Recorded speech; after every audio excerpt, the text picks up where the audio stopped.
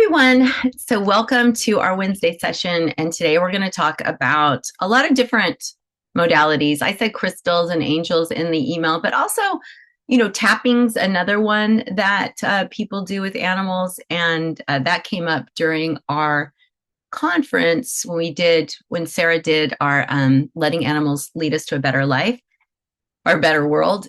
We did this 2 years ago, and there was a lot of conversation about tapping for animals. So I want to just kind of talk a little bit about that.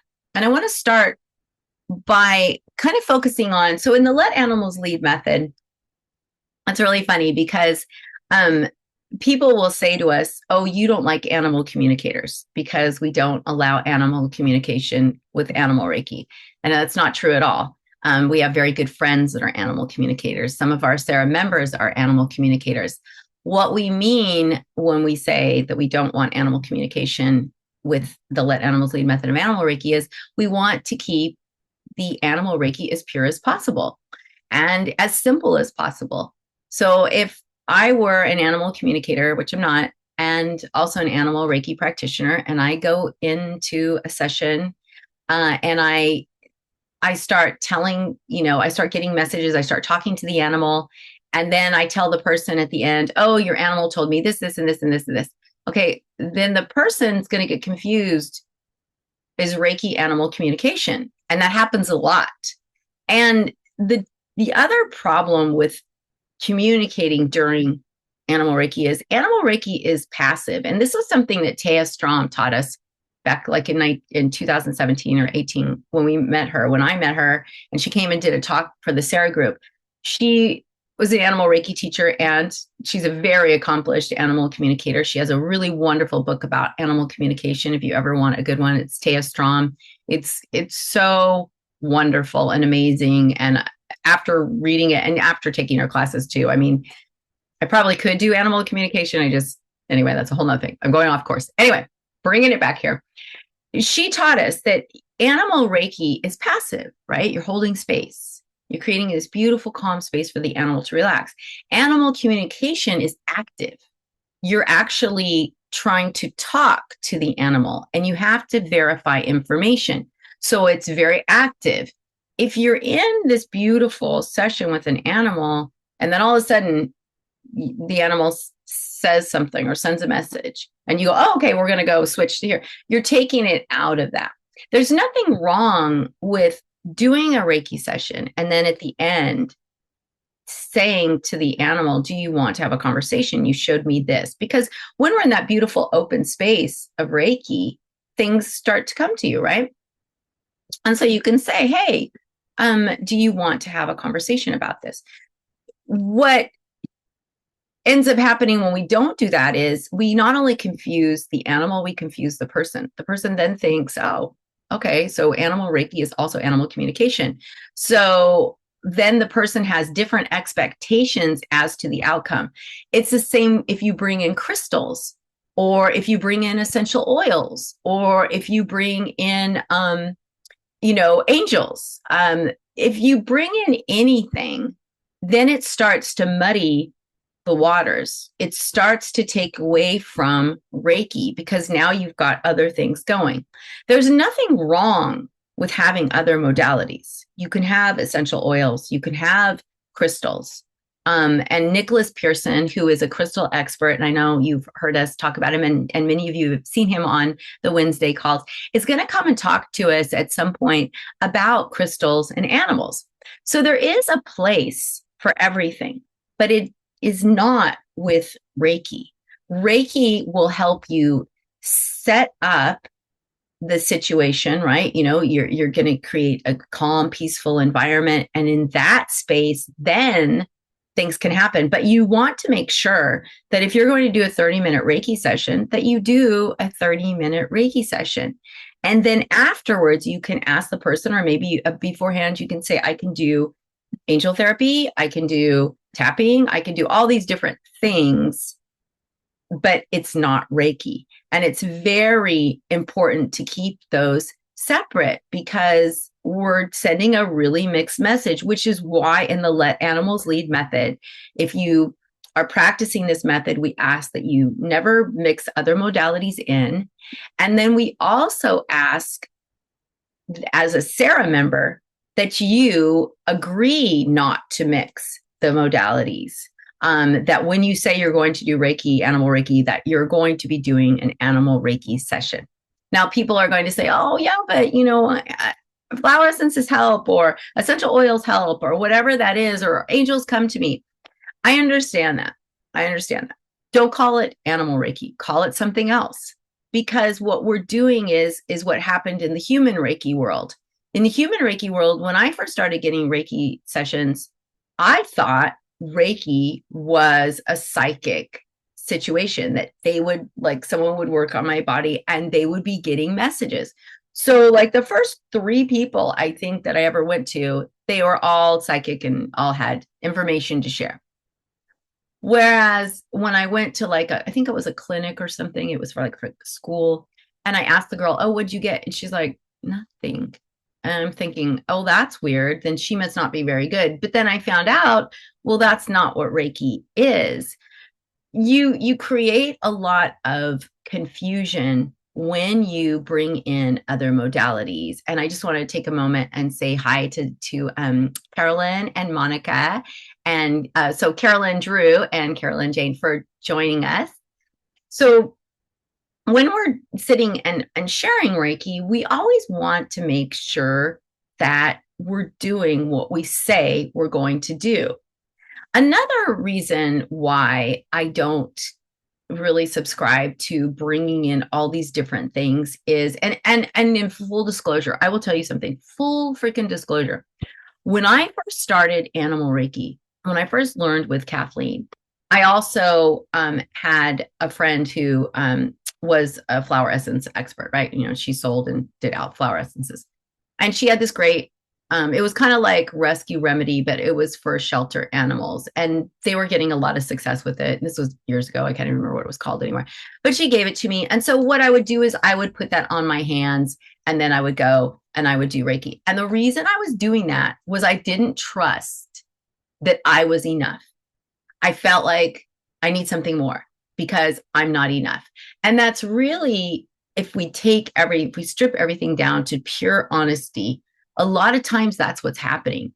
We're feeling like I'm not enough, so I need to bring in other things during my Reiki sessions so that my Reiki sessions are effective, or they look effective to some other human, right? And you really have to ask yourself, is that what you want? I mean, like, do you really want to start giving away all your power and start to water down what it is that you're doing by bringing in other things just because you don't feel like you're enough?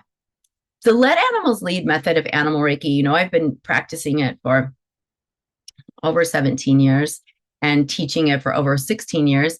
And I will say that when you practice, if you practice every day, you will get to the point where you don't need anything else, that your energy is enough, that your energy is enough to help support any animal under any circumstance. But just like if you were going to learn, like, let's say you were learning piano. And so you're learning piano, you're taking, a few weeks of piano lessons, you're learning the basics, a couple things, you could do some little notes, it's like, it feels good. You're like, okay, this is cute. Maybe you can do a couple songs even. But then you wouldn't expect yourself to go out and do a concert. You're not an expert just because you've started doing this. And that's why we have to practice. You have to practice. Like where I am today isn't anywhere near this back in 2007 and 2008. I was so far from this. But with practice, there was so much growth within me, and I started to let go of everything else. And I think that a lot of the reason why some people, not everybody, and I can't wait to hear what all of you have to say about this, but some people bring these things in because they don't have the confidence in their own skill set. And the way we get confidence in our skill set is we practice, practice, practice, practice.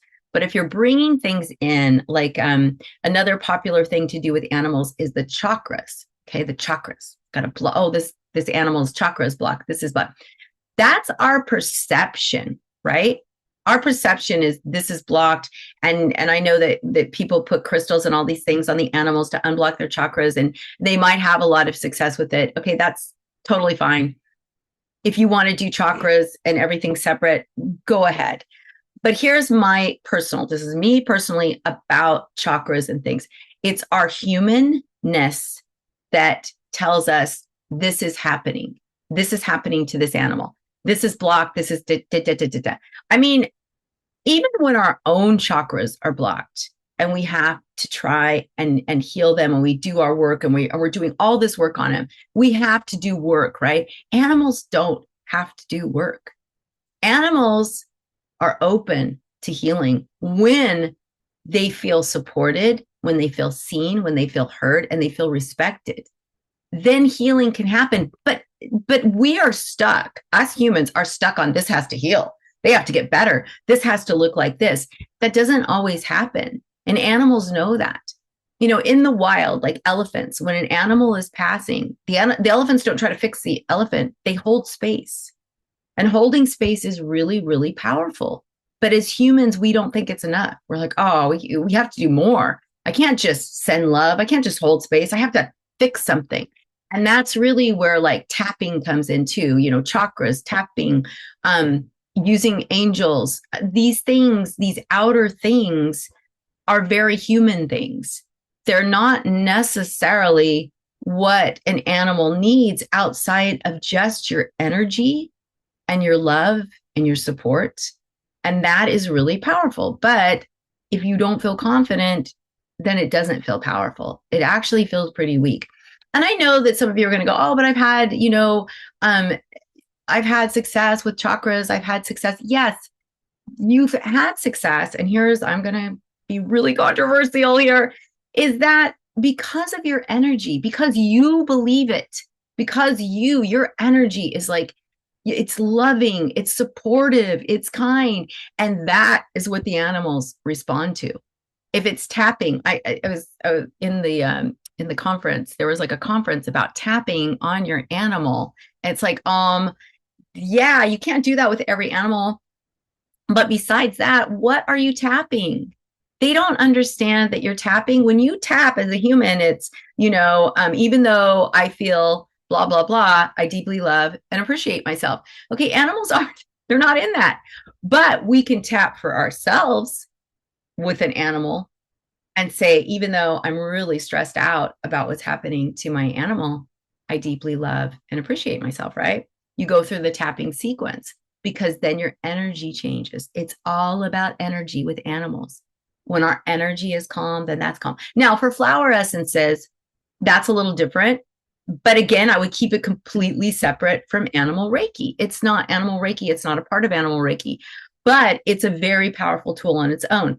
And, essential oils, the same thing. They're powerful on their own, but don't mix them with animal Reiki. And also know what you're doing, especially with essential oils. We had Dawn join us, and who's on the call. Welcome, Dawn.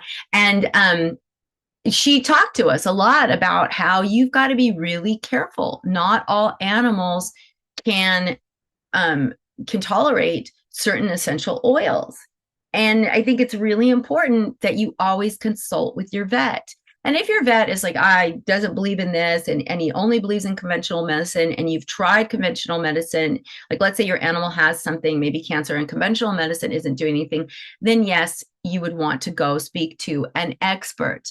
But if I'm going to an essential oil expert, I don't want them doing all these other things. I want them to say, yes, I'm an expert in essential oils, and here is what the protocol. Then if they say, I also do Reiki. So after I do this protocol, if you want, here's what Reiki does. And I could also do this at the end. But again, it's keeping everything separated and not trying to mix those modalities. There is power in the simplicity. And, we really have to check in with our egos. Is it our ego that is telling us, oh, I have to do it this way, and I have to add this, and I have to do that? Because either our ego is telling us we're not good enough, or our ego is saying, oh, what this animal needs. We don't always know what the animal needs, because the animals they heal on a completely different level than we do. It's the placebo effect doesn't work with animals. Mindset is what gets in our way of healing. Sometimes there are situations with animals and with people where there is no healing. There is no maybe physical healing, but there's a healing of the spirit and the mind. And that is really effective when we can hold space. We don't need to fix. Remember, we teach this in the animals lead method, that when you come in as I'm a healer, you're broken, I'm going to fix you, that animal is seen as broken, not seen as this beautiful, loving, spiritual being that has so much to teach us. So in the let animals lead method, we never go into fix or heal. We go in to hold space, and that's it. Because when we get into that ego space, we get into the control space, and we get into the, oh my gosh, it has to happen this way space, the attachment, the judgment, all these other things. We also, when we go into that space, we don't honor the animal's wisdom. You know, animals know they can go out in the forest, they can self-select, right? Remember, one of my friends, their dog was 21 years old. She was a border collie, and she was fed really bad food, like Purina or something. I don't know, just really crappy food her whole life. But her whole life, they had a cabin out in the woods, and almost every weekend for years, they would go out there, and she would be able to go swim in the pond, go run around in the forest and self-select, right? So she can heal herself. She lived to be 21, which is really old for a border collie, especially one that's not getting a lot of like exercise. I mean, because they lived in a house in a suburb. But she was able to get those times away where she was in the forest. Animals are incredibly wise, and we have to honor that wisdom instead of projecting what we feel.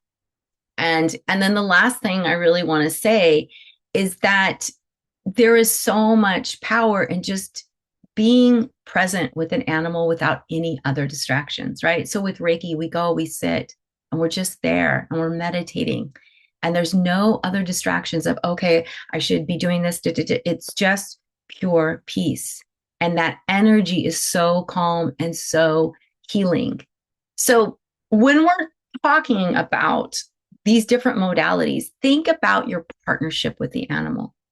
Think about how this animal is going to be with you. Like if you're busy and doing all, okay, I've got to do this, is that, you know, yes, you're present, but you're present on trying to fix and trying to do stuff, as opposed to just being in that space of Reiki. Now, if you're going to do something with crystals and you're not going to be doing that meditation, then that's great. You know, you're just going to do your crystals, whatever. I mean, I still, again, and I am not an expert on crystals, so I can't wait for Nicholas to come and talk to us more about that, about crystals and animals, because again, it's something that maybe the animals should be self-selecting, just like with the flower essences, or the flower essences, they can self-select which one. I think essential oils, they can do the same thing. They can self-select, and that's what we always want. We want to give the power to the animal instead of taking it away from them, which is a very human thing to do. So we got an email from Samantha McColeman, who is an Australian, who is an animal Reiki practitioner. And she also, I wanted to just share this because she had some really good points. She said, as a former veterinary assistant, she wishes that people would be really cautious about some of these alternative remedies, such as essential oils, because you can make a dog or a cat or a horse, you know, very, very ill. So we have to be really careful. And then she said, I thought, you know, she was taught chakras were an Indian practice and Reiki is a Japanese practice, and they are not interchangeable. And what I have to say about that is I would agree they're not really interchangeable, so I wouldn't call it Reiki. There's no, I mean, I'm not here to say, oh, you shouldn't use chakras and Reiki. Just call it something else. Call it like, you know, hey, I have my own hybrid of Reiki and chakras. This is not Reiki. Just like in the Let Animals Lead method, we say, this is not Reiki. This is not human Reiki. This is its own system. This is the Let Animals Lead system, and these are the protocols for it. We don't say, hey, this is Reiki. Like there's a lot of different Animal Reiki schools, some Reiki schools, they beam the energy. Some Reiki schools are teaching hand positions. There's different things, and they're calling it all Animal Reiki, and it creates confusion. With Let Animals Lead Animal Reiki, it is very clear what this is. And so I'll continue with this. She says, I'm not sure I understand that question, so I'm going to pass that one. And then she said, also, she just makes a comment that she's seen practitioners creating businesses that tout their ability to channel angels as part of their Reiki practices, but angels are also not a Japanese concept and it's Christian. So I'm glad she brought up the angels part, because again, angel therapy is a lot like animal communication. You have to really trust that the messages that you are getting are not your ego talking and are really the angels. And I think that's hard to do. There was a video, it's quite a few years ago now, of a woman, and she came from a very good place. She came from a loving and kind place. She was doing Reiki hands-on on a little blind lamb that was up against a wall, like cowering. And she was hovering over this little blind lamb doing her Reiki. And it was sad, because she could have made that lamb feel so supported had she just sat across from the lamb and meditated. And when I can't remember, somebody commented and said, it would be better if maybe you didn't hover over the lamb and share Reiki that way. She said, well, the angels told me this was the right way. Okay, well, did they? Did the angels really tell you? Because in my world, I don't think the angels would ever tell me to do something like that. I think the angels would say, just create the love and light within yourself and share that. And you don't have to touch the animal. So angel work is really our perception, right? So we have to be really careful, because our ego loves to get involved. And one of the reasons why I absolutely love the Let Animals Lead practice, and I know I'm not trying to push you all and sell it, everybody's is on their own path. But for me personally, what I have gotten from this is just how animals respond and how much they have taught me about Reiki, more so than any other teacher. When we're open and when we let our ego go, then we can see and understand so much more. But if we're really busy on, I've got to be right, I've got to do this right, this has got to work, then we kind of take ourselves out of that space. So I don't really want to take up any more time for myself. I really want to open it up to all of you. Oops, Mary Ellen came. I want to open it up to all of you to share, and please share a differing point of view. This isn't an argument. I'm not here to try and convince you to do it my way. We're just sharing ideas, and we all have our own personal perspectives, and I honor your perspective. So if you're like, oh my God, Leah, you said this, and I do this, and this is the result I get, then please share, because it opens up a dialogue. And I am not the be all end all. I don't know everything. But what I hope in these calls that we have is a really lively discussion, so we all learn and grow. So, Carol, did you want to speak? I would love to. Hi, Leah. Hey. I just wanted to comment on the crystals and adding things to Animal Reiki. And if you remember, since a little kid, I love my crystals. I use crystals for myself, and that's always been a big part of my life. But since I started training with you, and it just seems like the Animal Reiki and being with animals is just such a pure existence, or a pure space. I 100% agree that no crystals, no anything else is needed. And I have just dropped, and I never tried to use crystals with animals, which you might think is weird for me, but it taught me so much. And I think the tigers in particular, so strong that they don't need my humanness help to get in their way of their healing. And it was just, and in my human practice, I'll ask people, would you like some crystals laid out on your body for, chakra balancing or whatever before I start the Reiki? But I ask humans if they want it or not, because we carry those stories with us. And some people, that's really powerful placebo effect or Absolutely. whatever.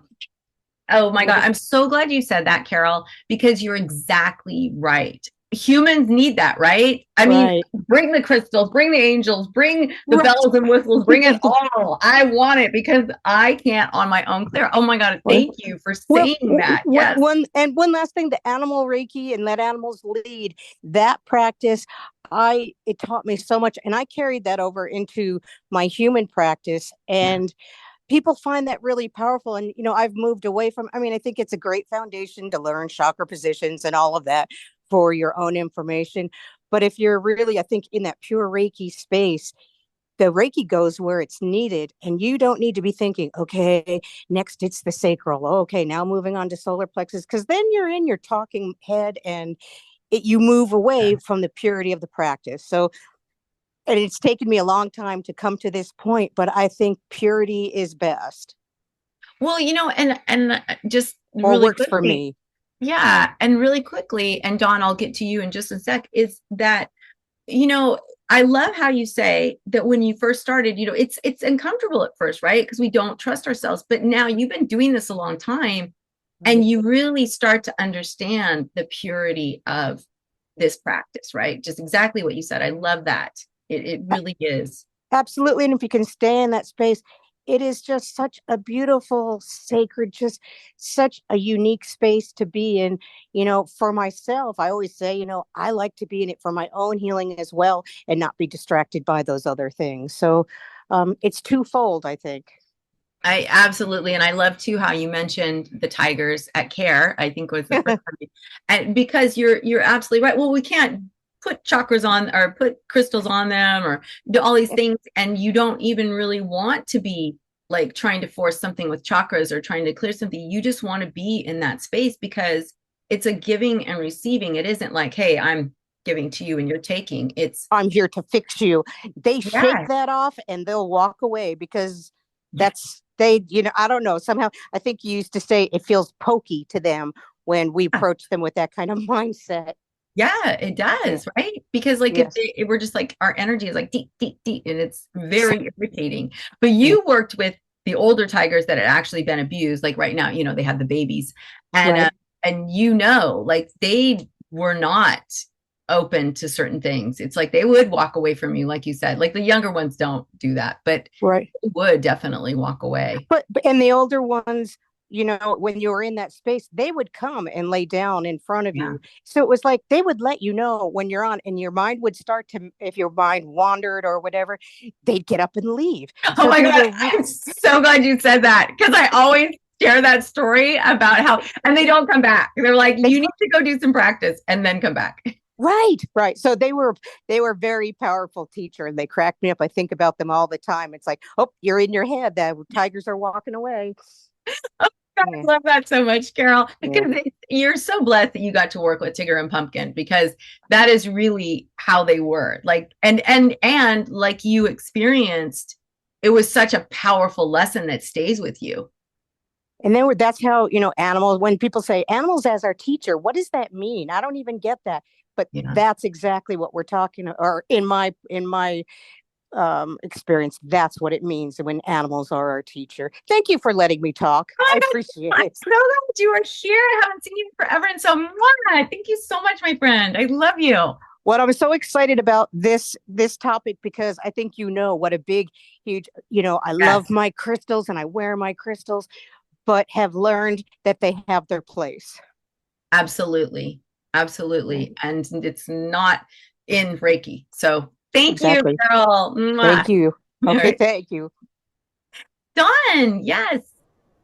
Unmute and Um, come join me. so, I'm also coming to this as someone who practices multiple modalities, as you know.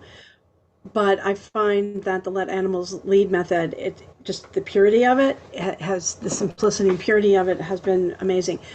But what I've done a couple of times lately, because I have several clients who are really into oils or crystals, I'm just going to offer people a suggestion that if the human in the equation is pushing crystals or oils, I suggest that they use crystals or oils for themselves that would help them support their animal's journey, whatever it might be, rather than on the animal. And um, just try, because they're so set on it, and it's not that you can't do it, but I don't think people, my impression with my clients is, especially with oils, they don't take enough care. I have had a lot of people do harm with essential, not with crystals, but with essential oils in particular. And the vet who started teaching me about essences did it for that reason, because they're so much safer than the oils. And he's seen some issues. And I mean, he did raindrop therapy and things, so it's not like he didn't use oils, but he was very careful.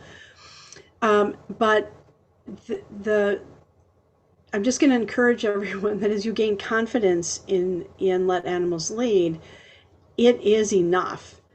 And I was out at Hope Ranch Sunday and really saw that there was a very angry male alpaca. And I was just sitting trying to hold space, and I'm the only one who didn't get spit on. So Great testimonial. yeah, so I'm just putting that out there. And I was my students were off practicing with some of the other animals, and I was just sitting there in the alpaca area, just kind of trying to hold that space. And the people who actually work with him, um, he was just being very abusive. And when he would come over toward where I was working, that was the only time he would quit screaming, and he would settle down a little bit, and then someone else would come back in the area because there was a lot going on, and he'd go back over to spitting and screaming at everybody. And so it's really a testimonial, I think, to the strength of the let animals lead by itself. Yeah, I'm so glad you said that, Dawn, and thank you so much because you do a lot of different modalities. You have, let's see, just share with everybody because I don't want to miss any because you do some So really I'm primarily an animal communicator. So that's my primarily an animal communicator. I've been a Reiki master teacher for almost 20 years, and then this year trained in Let Animals Lead. I work with flower essences. I do shamanic work both on people and animals, but I don't mix that with Reiki. yeah. And so and I do sound work. I do healing rhythms, drum circles. I'm a drum maker and do offer healing rhythms, drum circles for people. Although I do drum occasionally for animals. Yeah, because animals, they do like that sound therapy. They really do. They like music. They like drumming. They like the glass singing bowls. I know Cindy Ambar does those. Hmm. So, there's a lot of different things. Animals are open to other things, but don't mix it with Reiki because then you're taking away from the power of that Reiki session. Don't you agree? I agree, and especially I have a lot of people, because tapping has become so popular, that want Yeah. to do the tapping on the animals. And I'm just, I was just, I'm a little bit puzzled, because a lot of the animals I work with, even if it was their person tapping on them, Yeah. that's not comfortable. It's obviously not comfortable for a lot of the animals. Right. Right.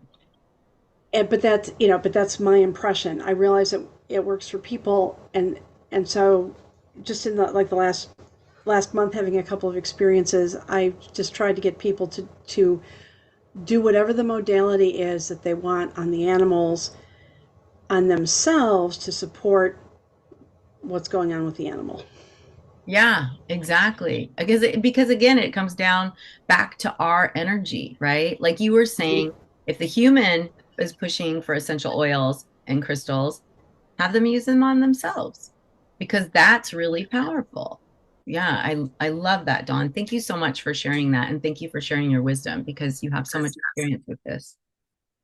Hey, Anne, I see you unmuted, so I'll invite you. Hey, yeah, I just was thinking when you guys said that, it takes away their free will, right? Animals have agency just like we do. So if you want to do it on yourself, like I was asking Dawn when she was doing her beautiful presentation, can we use these essences on ourselves? It was a question because sometimes we can't use them on the wild animals or whatnot. And then just share that frequency. And, that's still Reiki, animal Reiki, right? But we're doing it on ourselves, which is different. And then the animals still have their agency to choose. Do they want to do they like this vibe? Maybe they don't, but again, we can't take away their own agency. It's theirs. It's their divine part of their healing. And that's what one of our main things for letting animals lead is letting them decide. It's not forcing it on them. So I just wanted to share that. No, I thank you so much. And I don't know, Dawn, if you wanted to say anything more on that too, but thank you so much for bringing that up, Anne, because it's so true. And yeah, Dawn. No, and I agree, and that's often if I'm working face to face with an animal, and I've talked to the person about supportive flower essence therapy. If the animal's there, I'll get essences out and put the two. Say I'm trying to decide between two. I'll put one on each hand. I'll let the animal decide if they want one, both, or neither, and it's usually pretty clear. Yeah, thank you. Yeah, again, so it's usually pretty clear. The wisdom of the animals. Thank you so much, Anne. I really appreciate you bringing that up. So anyone else? Mary Ellen, welcome. I see that you're here. I haven't seen you in a while. So anyone else want to speak up or share your experience? And again, this is a really safe space. Yeah, Carol, you unmuted. The other thing I wanted to say is, as far as the tapping and the wanting to touch animals in the animal Reiki space, sometimes towards the end, or I will offer my hands in a very beaming way, just sort of laying down, in front of me. And if the animal wants that touch, they'll come and lean their hip into your hands or their head or whatever. So again, if there's that want or need, you can still offer it in a in not a pushy way, and let the animal decide if it wants hands-on or not. Yeah, yes, absolutely. I think that's a really good point. I mean, again, trusting the wisdom of the animals, letting the animals decide what that is for them. So thank you. Thanks for bringing that back up. Sure. Yes. So anyone else want to share, speak up? Feel free. You can unmute. And I'll try and look here and make sure that no one's unmuting, because I would really love to hear what you have to say about this. Because again, this is our perception. This is what works for us. If you find that there's something else that works, share it. This is a very safe space. There is no judgment. We're all on our same road. In fact, what I love about Nicholas Pearson, I just love this man so much. I've learned so much from him since meeting him in 2018 and just taking some of his classes. But he is so humble, and he wrote a book, The Foundation of Reiki Ryoho, and it's all about like the symbols and mantras in level 1 and level 2. And he said recently in his symbols and mantras class that, a lot of what he wrote in his book isn't true anymore. And I know that the same thing is true for Kathleen when she wrote her Animal Reiki book way back in, I think it was published in 2006. So things change, we evolve, we learn. There is no right or wrong necessarily. It's just, are we being our best for the animals? We never want to put the animals in a bad position, like the woman with the little baby lamb. She could have gotten such a better response had she backed off. And the lamb was blind, so the energy, a blind lamb, I'm sure, is even more hypersensitive to energy. So that energy of having someone over you, even though her heart was in a good place and her energy, I'm sure she felt was good, it still was imposing. And we never want to do that with animals. We always want to make them feel safe, because where there's safety, there's trust, right? You can't trust someone if you don't feel safe with them. And it's the same for animals. They can't trust someone if they don't feel safe with them. But when they feel safe, immediately that trust is a natural byproduct of that. So I would love if anyone wants to just, and if you want to talk about something else besides this too, feel free. You can ask a question. I know Mary Ellen, I saw that you joined us. Welcome. And Mel came. So anybody has anything else to add, please just unmute and say something. Otherwise, and Mel did a heart. Thank you, Mel. Otherwise, I'm going to sit here and just talk to myself about why we do what we do. So, all right, if no one is going to join me, then I will just talk a little bit more about this. And then we'll do a meditation too, because one of the things I wanted to kind of focus on also, going back to keeping things pure. So when we sit with an animal in that beautiful space, right, and we're really working, and this is what you learn in the Let Animals Lead method, you learn different ways to help release the anger and worry and frustration that you might be carrying along. So when we do that, our energy becomes more pure. And when our energy is more pure and it's calm and it's loving, that is what's attractive to animals. But here's the interesting thing. We're going into some crazy times. If you're in the United States, we have an election coming up and it's a big deal. No matter what side of the coin you're on, it's a big deal. And it's very stressful and you can feel the energy of the stress. I don't know if you guys are experiencing this, but I swear everything is going wonky tonky for me. It's like my internet went out 2 days ago. I'm tethered to my phone right now. It's like things are just like coming at me that I'm like, what the heck? But I know that a lot of it is this collective energy of angst and worry and fear and anger. There's so much anger. We have the power to help heal that. And I sometimes, in all transparency here, lose sight of that. And I get all caught up in it and I get angry because anger feels really powerful. Sometimes love and compassion feels really weak. It feels really just, I don't know, like I'm not doing enough, right? But the reality is that love is really powerful. And so when we can get into that energy of love, we can create change. And even though you might think I'm just one person, how can I change what's happening? You can't necessarily change what's happening just by sending your love and boom, it's a magic pill. But you can help create calm and peace. So a really great example of this is when we were at CARE, and I know I've talked about this, we were there the weekend before Milton was hitting. When we were there during that weekend, Milton was headed straight for CARE. Like they were right in the eye of the hurricane. And it was very stressful, but the full days of Reiki and of learning and of sharing and of just being in that beautiful space created this bubble of calm and love and safety. So even though the animals normally would be really antsy, feeling this big storm coming, they were completely at peace. And Kristen was more peaceful, right? I mean, this hurricane was headed straight for her, and she's like, we're going to do what we can do. So the Monday after class, I stayed to help. And it was just really amazing how calm the animals were. And one of the skunks that we moved, I helped one of the volunteers move it. This is a skunk that normally bites and scratches. And yeah, Kelly, yeah, it's a very magical thing. And here they are, and it's just, they're calm, you know, and the skunk just got right into the carrier and no biting, no scratching. And it was just beautiful.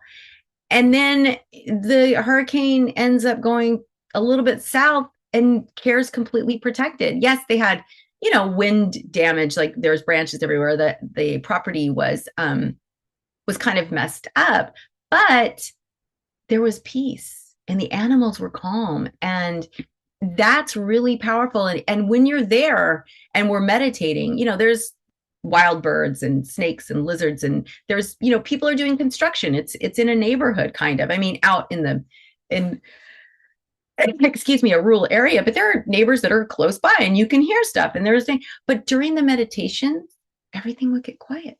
Now, how is that possible? How can we have an effect on what's going on outside of CARE? We can't, right? Logically, we can't, but we can. And that's what was happening. So I just wanted to share that to let you know that this is something that's really big. It's bigger than all of us. It's huge, and we can easily tap into this. I mean, we have the ability deep inside of ourselves, we are this beautiful, loving being that is so powerful. Our energy is infinite, and we just have to tap into that and access it. And however you as a human access it, whether it's through crystals or whether it's through anything, tapping, whatever that is, get yourself in balance. Because when your energy is balanced, boom, it goes out. And that's what's healing. So there's a few questions here. Kelly, yes, it was the most magical thing. Just so incredible. And then Elaine said, I agree. Every day there is a new concern or distraction, and I think it is associated with the collective angst. And yes, absolutely. So we have to do our best to try and heal that collective angst.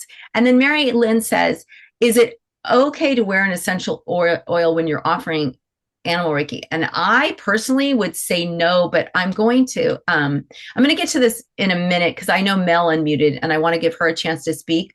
But I'm going to ask Dawn to come back and answer that question, Mary Lynn, because that to me is, yeah, I'm not really sure. I don't want to say, because that's not my expertise. So Mel, why don't you share really fast, and then we'll get back to Dawn and Mary Lynn.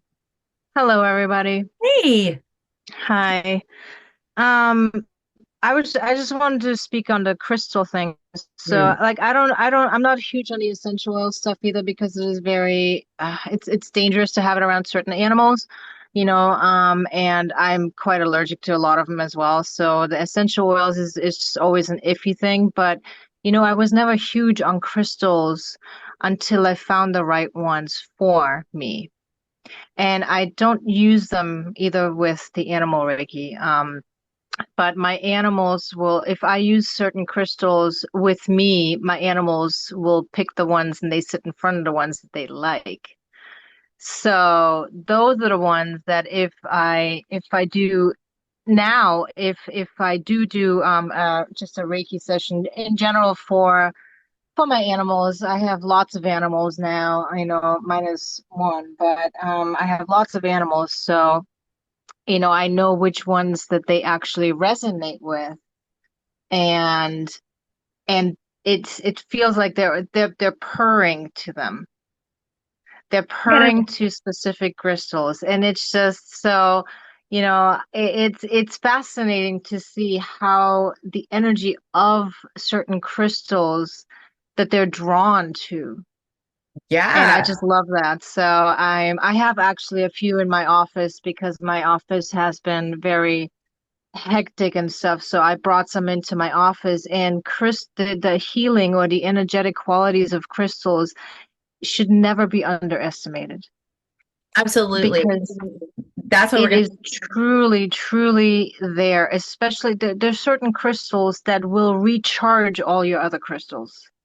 So there is no need to put them out in the moonlight, on the sunlight, or anything like that to clear them up. If you pick the right combinations, it's just like with everything else.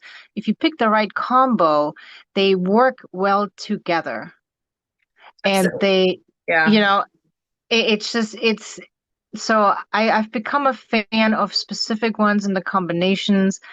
Even when I do Reiki sessions on humans, it just makes a huge difference. It amplifies the Reiki energy, but not to where it's overwhelming. It's just right. But it's a combination of stones that if you find the right ones that work really well together, it makes such a huge difference. And we're going to have Nicholas come. I just talked to him this week, and he's going to come and he's going to do a talk. Nicholas is, I don't know if he's yet 40 yet, but he's been doing crystal since he was in high school, and he is a crystal expert. He has lots and lots of books out on crystals, so he is going to come and talk to us. But again, thank you, Mel, for saying that about using the crystals with animals. We don't do that, but that's not to say that animals don't like crystals and don't want to help us too. So I love that. Thank you so much, Mel. Now I want to get to Mary Lynn and Dawn. So if you could both unmute, and Dawn, if you could answer Mary Lynn's question about, can she wear essential oils when she does her animal Reiki sessions? I think given what I've learned over the years, you want to be careful. And at the beginning, before I was doing the Let Animals Lead, but at the beginning, I was using some oils on myself because it boosted my confidence or was working an issue with me. But what's happened over the years is because of something that happened with my health, I became more sensitive. And I also learned through the study that I went through an aromatherapy certification. I just don't use oils very often, but it's not that I don't have the training. I've just chosen not to. But I bought the veterinary desk reference on oils, the vet desk reference. And as I began reading and I began learning, especially with birds, I have a number of bird clients and, of course, lots of cats in my practice. You can kill them if you're not careful with oils. And so I also found with humans coming to me for work, a lot of them were sensitive. So I always ask in advance, because in my studio space where I see people here, when I'm by myself, I may diffuse essential oils because I want to diffuse them for whatever I'm doing. But I'm very careful about having time to make sure that's cleared before I would have humans or animals come in. And just there's so many people are sensitive, and animals are even more so, that I'm really cautious. And one of my veterinarians really, who is holistic, I don't want you to think he's against oils, but he did raindrop, he on horses would do raindrop therapy, for example, if any of you've heard of that or know how to do that. But he really instilled in me a huge caution about what you use around animals, especially birds and cats. I like that. Thank you so much. So That's I would just be cautious. Yeah, I agree. And also, our senses, we're not as sensitive to the smell like animals are. So we have to be really careful about that too. And also keep in mind, they didn't choose that essential oil, you did. So, from what limited understanding I have about essential oils in animals, from like Allison McKinnon, who is the Sarah East Coast director, she's talked about this a lot. It's like, you let the animal select it. So if you've selected one and it's really not, it's only helpful to you. So we have to stop and say, okay, why am I doing this? Why do I feel I need it? And I think you touched on that too, Dawn. And just really like maybe, Mary Lynn, then going and just in your car, just smelling it, giving yourself the energy of that essential oil, but not putting it on your hands, and then going into the shelter might be a way to do that. And then, but I yeah, don't Dawn. put it on. I don't put it on my hands. It's here, up here on my carotid artery, and I put it on like early in the morning, way before I'm at the shelter. Yeah, so, I do it for me. Yeah. Okay. I still think, and we have to be careful because the animals are really sensitive to smell. And even though for us, it's like, oh, this is here, and it's not even that, they are really sensitive. But yes. So yeah, maybe that's okay. I don't know, Dawn, if What you do want you think, Dawn? Well, I know, and like I said at the beginning, I would use a little bit of like peace and calming because I needed it, and I would use that or some of the others. But I think you just have to be very. It's not that you cannot use it on yourself. I think you need to be very careful, and it may also depend on how where are you going to be with respect to the animals. Can they move away from you if your scent is too intense? Yeah. Okay. Yeah, Because I my like the experience smelling. has been that because my experience has been that we as humans want to put on enough that we smell it, and cats and dogs, they can smell 250 times better than or even more than that than we can. Right. So, that's an issue. And I just saw Carolyn said raindrop therapy is a specific sequence of oils that is done down the spine. Oh, yeah. Maybe you can come back and talk about that, Dawn. That would be cool. Yeah. I didn't know what that was either. So thank you for asking that, Carolyn, because I was like, oh, okay. We don't know what it is. But so, all right. Well, thank you. And I want to get to Kelly really quickly before we go into our meditation, because I think today it's really important for us to do a meditation to bring some peace, some calm. We're going into a really hectic week. I'm not going to see you until next Wednesday. So we want to get some tools on. So, Kelly, you want to unmute? And yeah, hey. I am unmuted, and I just wanted to piggyback off of what Dawn was saying, because I have used and have been using essential oils with the senior dogs that we have taken into care in our rescue for the past 6 to 7 years. And I've done some pretty extensive training with a vet who's on the board of doTERRA.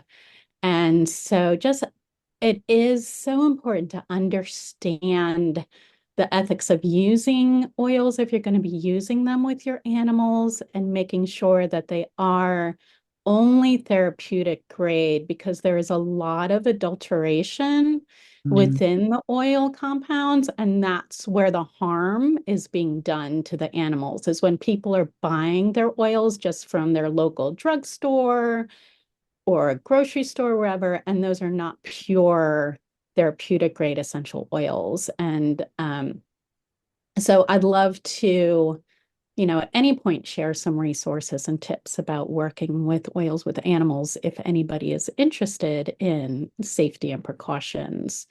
Yeah, we should definitely have another call about that, because Allison McKinnon, that's what she has been doing for years, is essential oils in animals. And yeah, I think it's the same in the cannabis industry too. If you want to buy CBD for your pet, please do not go onto Amazon or your grocery store or your pet store, because those are very dangerous formulations. You need to get it from someone who's been doing this a very long time. That's why I always this has been such a helpful conversation, because it takes a lot of the pressure off. I mean, I do use the oils with the dogs, but I also like to, just offer the Reiki. And so being able to kind of take that pressure off myself and not have to figure out, all right, what does this oil need? What do I have in my toolkit, where I can start with just something so pure and simple and not have to be concerned with everything else. So thank you for this. It's thank you for speaking up, Kelly. I really been very enlightening. Yeah, it has. I mean, well, this is why we have these calls, you guys, because it's really helps all of us to be better with the animals. Whether you agree or disagree with me, it at least opens us up to thinking a different way. And I'm really grateful to all of you who spoke up. It's been a really wonderful call. And now I would love for us to do a heart opening meditation. So if we can just bring our hands into prayer pose, into Gasho, and close our eyes so that we close out all outside distractions, and let us set our intention that we are open to holding space for all who need it, including ourselves. And just take a moment to invite any people or animals or situations into this beautiful healing circle we are creating. And don't worry about, you don't have to ask permission of anyone. All we're doing is surrounding the people, the animals, the situations with love. That's it. We're not trying to manipulate or change or heal or fix. And whenever you're ready, you can bring your hands face up or face down on your lap, and just take in some nice deep breath through your nose, and expand your belly with your breath. Really expand your belly, and then slowly release your breath out your mouth. And with your out breath goes all stress and tension you might be holding on to.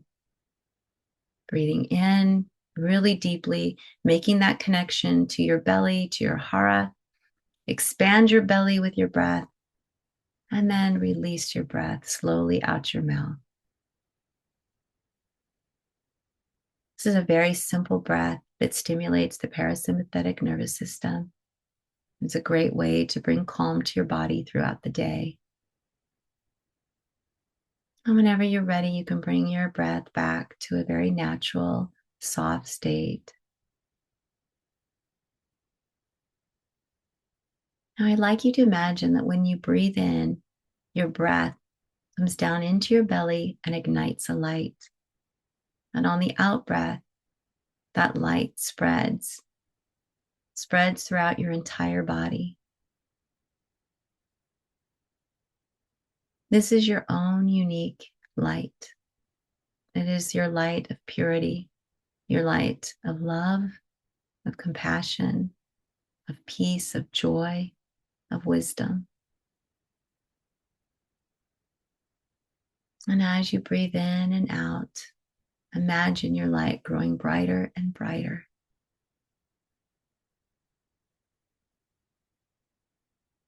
You're like a beautiful ball of light, like the sun. You have rays of light that shoot out everywhere. They're the rays of love and light. And as you breathe in and out, feel your light grow stronger and brighter. Feel the rays of your light start shooting out all around you. Wherever your light touches, you bring peace. You bring love. You bring joy. Imagine your light stretching out further and further. Imagine your light bringing comfort to those who need it, bringing love to those who feel lacking, bringing peace to arguments.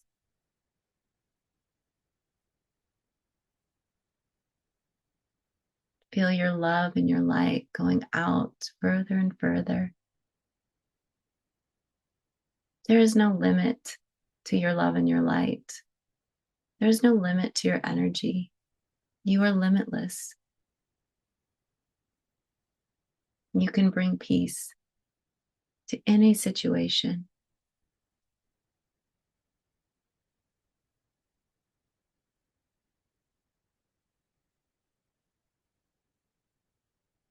Visualize your light bringing peace.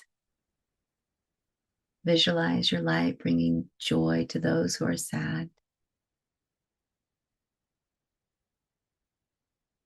Visualize your light bringing comfort. Your light feels like a warm hug.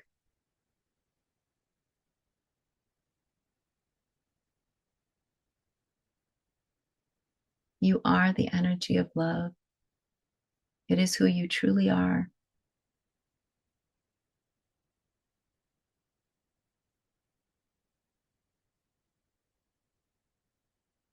And bring your focus back to your breath, back to your body.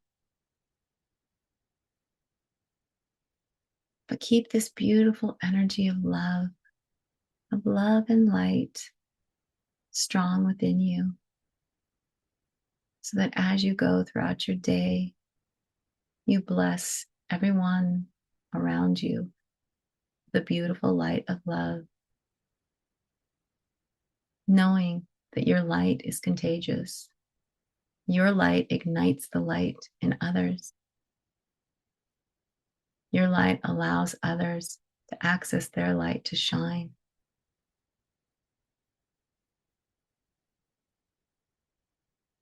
Your light helps amplify the energy of love in the world.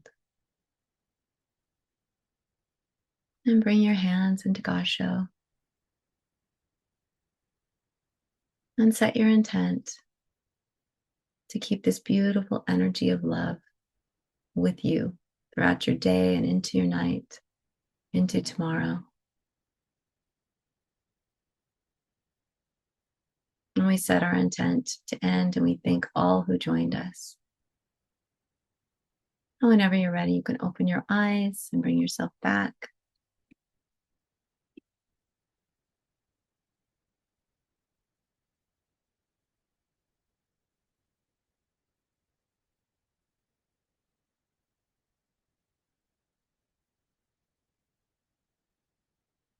All right, everyone. Thank you. I was just reading the chat and making sure I didn't miss anything. Yeah, Mary Ellen, you should watch the recording of Dawn's presentation. It was really wonderful. I can't remember the date either. But if you go on our YouTube, you can kind of scroll through and you'll see we have pretty big signs that say what it is. And so, oh yeah, I think it was September 14th, Dawn. It wasn't that long ago. So thank you all so much. It was so wonderful. I'm really overwhelmed with love and gratitude for all of you for being here. So thank you so much. Thank you, Anne. Mwah. Have a beautiful week, you guys. And I will see you next week when we're going to talk about how we can help our anxiety. We're going to talk a little bit more about that. And maybe we can talk about crystals and essential oils for us humans. All right. Thank you. Bye, everyone. Bye-bye, Leah. Bye.